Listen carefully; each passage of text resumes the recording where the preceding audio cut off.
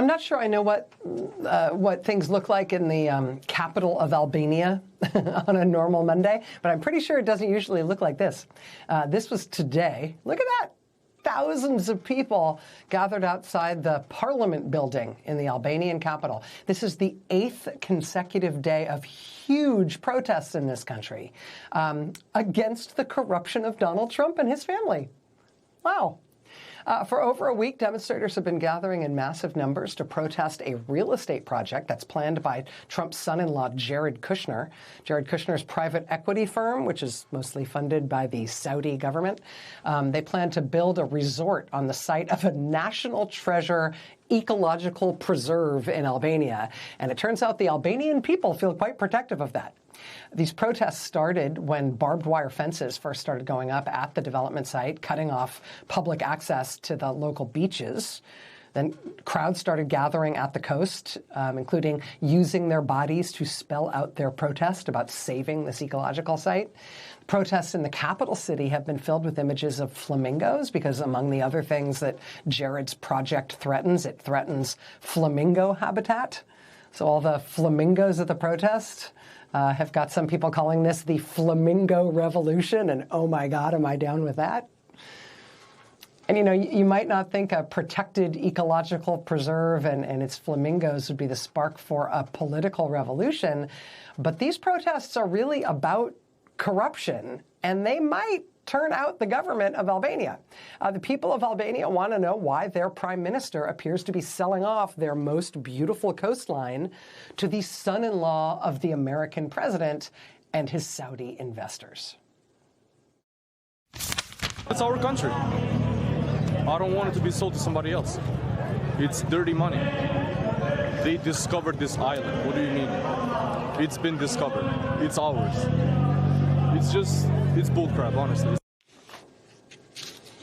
Albania's Special Anti-Corruption Prosecutor's Office has now opened an investigation into this development. The European Union is now warning that if the country moves forward with Jared's project, it could put Albania's application to join the EU in jeopardy.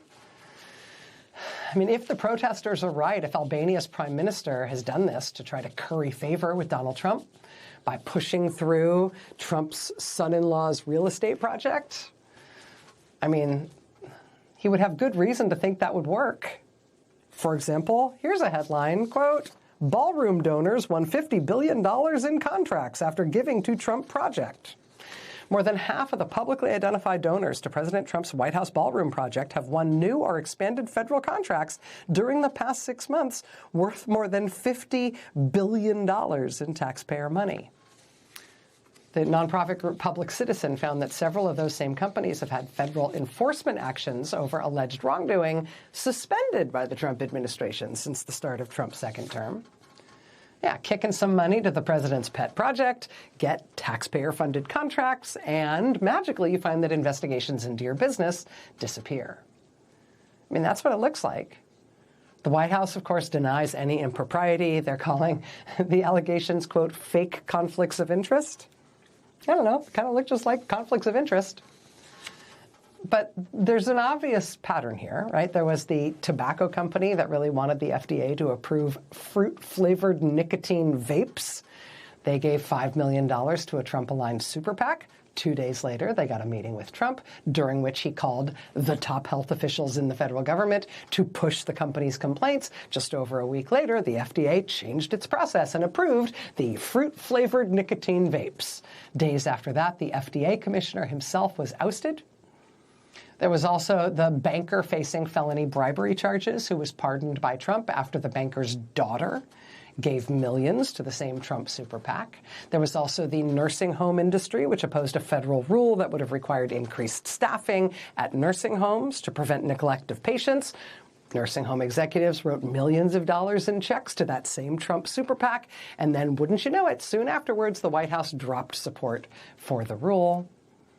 There was the time when President Trump suddenly reversed his longtime support for a new bridge between the U.S. and Canada. Why did he reverse his support? I don't know, but it happened shortly after an opponent of the new bridge, you guessed it, donated $1 million to that same Trump super PAC.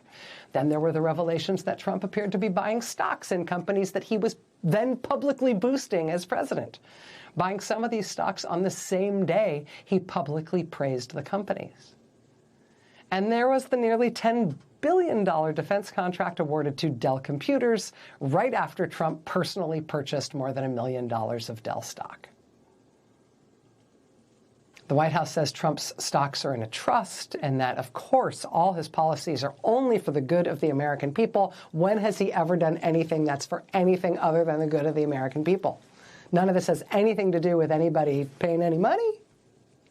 But while we're on the subject of stock purchases, there's also this, quote, President Donald Trump purchased between $15,000 and $50,000 worth of stock in the parent company of UFC and WWE.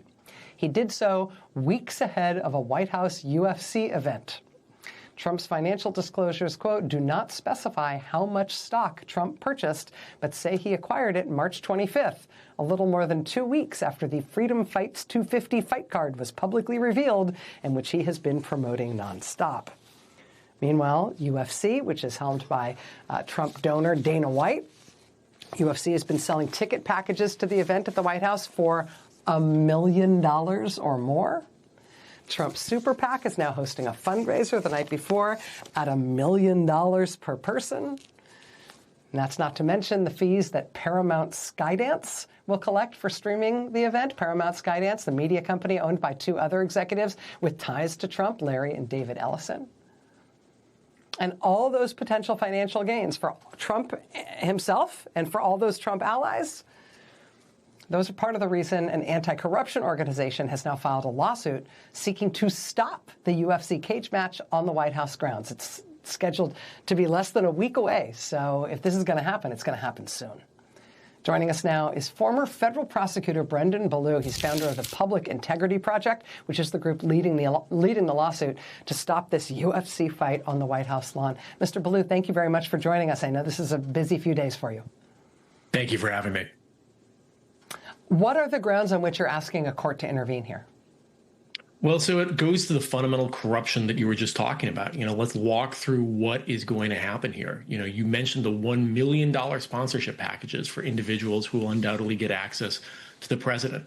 The exclusive streaming rights that Paramount is going to receive, Paramount obviously very closely allied to Donald Trump, the individual advertisements that are going to be possible both at the White House and, don't forget, there's actually going to be an event with a press conference with the fighters at the Lincoln Memorial with the potential for advertisements there for companies like Crypto.com and others.